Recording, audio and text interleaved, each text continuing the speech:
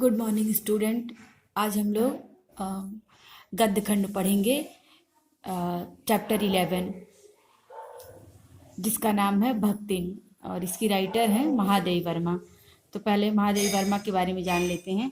महादेवी वर्मा का जन्म फर्रुखाबाद उत्तर प्रदेश में 1907 में हुआ था। इनकी प्रारंभिक शिक्षा इंदौर के मिशन स्कूल में हुई थी।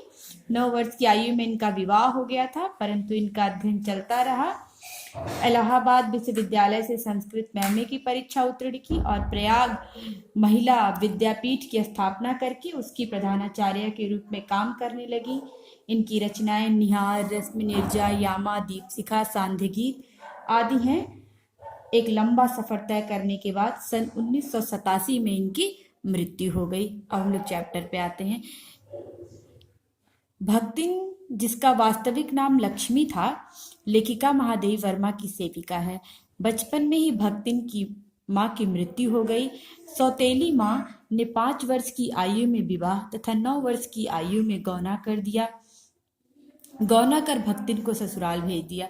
ससुराल में भक्तिन ने 3 बेटियों को जन्म दिया, जिस कारण उसे सास जिठानियों की उपेक्षा सहनी पड़ती थी। सास और जिठानियां आराम फरमाती थीं और भक्तिन तथा उसकी नन्ही बेटियों को घर और खेती का सारा काम करना पड़ता था। भक्तिन का पति उसे बहुत चाहता था, परंतु अपने पति के स्नेह के बल पर भक्तिन ने ससुराल वालों से अलग होकर अपना घर बसा लिया और सुख से रहने लगी। पर भक्तिन का दुर्भाग्य, अल्पायु में ही उसके पति की मृत्यु हो गई।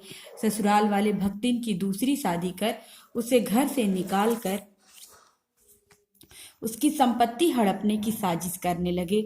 ऐसी परिस्थिति में भक्तिन ने अपने केस मुड़ा लिए और सन्यासिनी बन गई। भक्तिन स्वाभिमानी, संघर्षशील, कर्मठ और दृढ़ संकल्प वाली महिला है, जो पितृसत्तात्मक मान्यताओं और छल कपट से भरे समाज में अपने और अपनी बेटियों के हक की लड़ाई लड़ती है।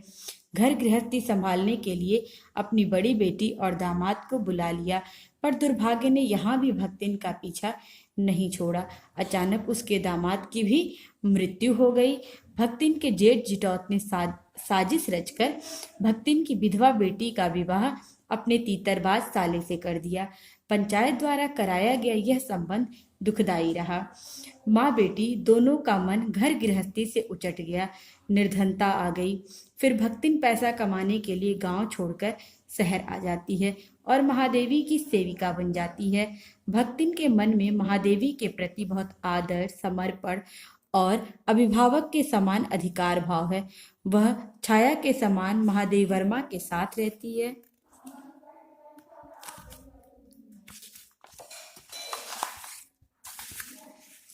वह रात भर जाग कर लेखन जैसे कार्य में व्यस्त अपनी मालकिन की सेवा का अवसर ढूंढ लेती है।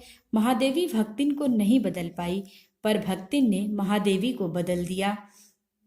भक्तिन के हाथ का मोटा देहाती खाना खाते खाते महादेवी का स्वाद बदल गया। भक्तिन ने महादेवी को देहात के किस्से, कहानियां, किंवदंतियां कंठस्थ करा दी। अतः भक्तिन महादेवी के जीवन पर छा जाने वाली एक ऐसी सेविका है जिसे लेखिका खोना नहीं चाहती। धन्यवाद।